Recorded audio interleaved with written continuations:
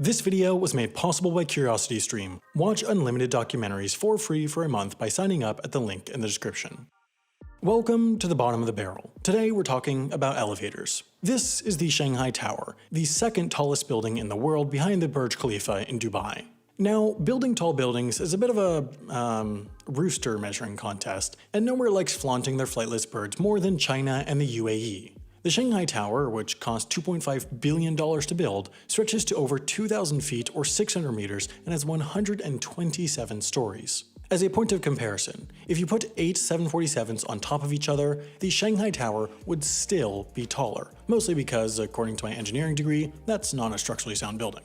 Now, part of the difficulty in having buildings this tall is that people, who mostly come from the ground, need to get to the top of the building quickly. If people can't get to the top of the building easily and quickly, they won't want to buy property in the building, which I'm told is a pretty important aspect to profitability.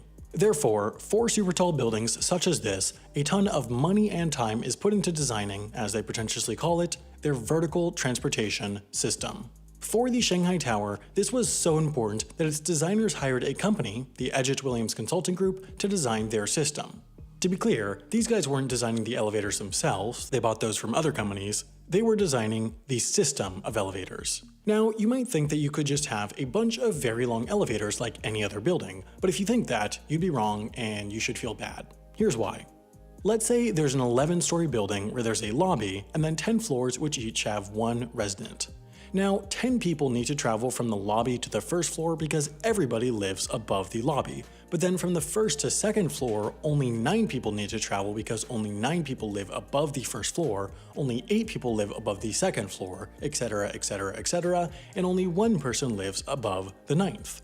The problem though is that with a traditional elevator system, you have to build the elevator, which goes up the whole height of the building, to have exactly enough capacity to transport exactly as many people travel between the lobby and the first floor, even though when that elevator gets to the top, it only needs enough capacity to handle 1 person. For shorter buildings, it's just simpler to have one elevator system running to each floor. While it's less efficient from a space perspective, it saves a lot of time. For taller buildings though, the problem is that a lot of people fit in the building and therefore you need a lot of capacity. With each additional floor in the building, you need more elevator capacity and therefore more elevators, which generally need 1 shaft each, and so by building an additional floor, you actually remove overall usable floor space from the building based off the space the additional elevator shaft takes up on all the floors. Based off this principle, there's a theoretical limit to how tall traditionally shaped skyscrapers can be, since, at certain heights and capacities, the space needed for the elevators would be greater than the horizontal space of the tower itself. As alpha as an all-elevator building sounds, it's, again, not good for profitability, unless it was like an amusement park for all those elevator enthusiast YouTubers.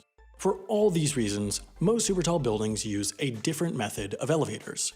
Taking the elevator in these buildings is almost like taking the subway, which is fair considering that the Burj Khalifa is taller than the shortest subway line in New York, the 42nd Street Shuttle, is long. Unlike the New York subway though, the elevators aren't whiz-flavored. How it works in the case of the Shanghai Tower, for example, is that there are 5 sky lobbies, as they're called, spread out throughout the tower.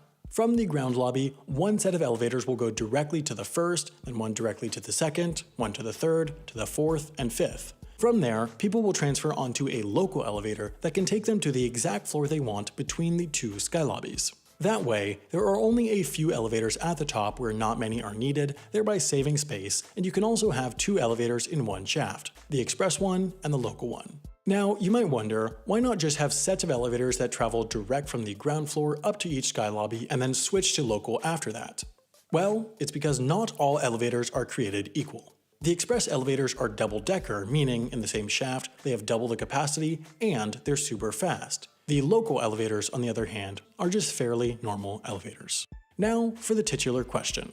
Like any good super tall building, the Shanghai Tower has an observation deck so you can pay to look down on the plebs. In fact, this is the highest observation deck in the world, but to get to it, you wouldn't want all the tourists to have to deal with sky lobbies and local elevators and all that confusion, because tourists are known for their limited intellectual ability. Therefore, there are 3 elevators going directly from the ground floor all the way to the 121st floor, a distance of 1,898 feet or 579 meters. That's record number 1. It's the furthest traveling single elevator in the world. Record number 2 is that this is the fastest elevator in the world. It gets people from the ground to the 121st floor in only 55 seconds. That's a speed of 40 miles or 65 kilometers per hour. On the way down though, the elevator only goes a measly 22 miles or 36 kilometers per hour. The reason? Any faster and it would be uncomfortable as people couldn't equalize their ears fast enough. Of course, the reason these are so fast, in addition to just the prestige of having the record, is to save room. You can either have one elevator that makes the trip in 55 seconds, or two that make it in 110. Now that you've learned absolutely everything there ever is to know about the second tallest building in the world, you probably want to learn more about the tallest building, the Burj Khalifa. Luckily, you can do so for free by watching this great documentary on CuriosityStream. This documentary gives a unique glimpse into the lives of those that live and work in this vertical city. CuriosityStream, meanwhile, is of course that great website where you can watch any of more than 2,400 documentaries for free on pretty much any device you want. Better yet, by going to curiositystream.com/HAI and using the code HAI, you can watch for free for a month.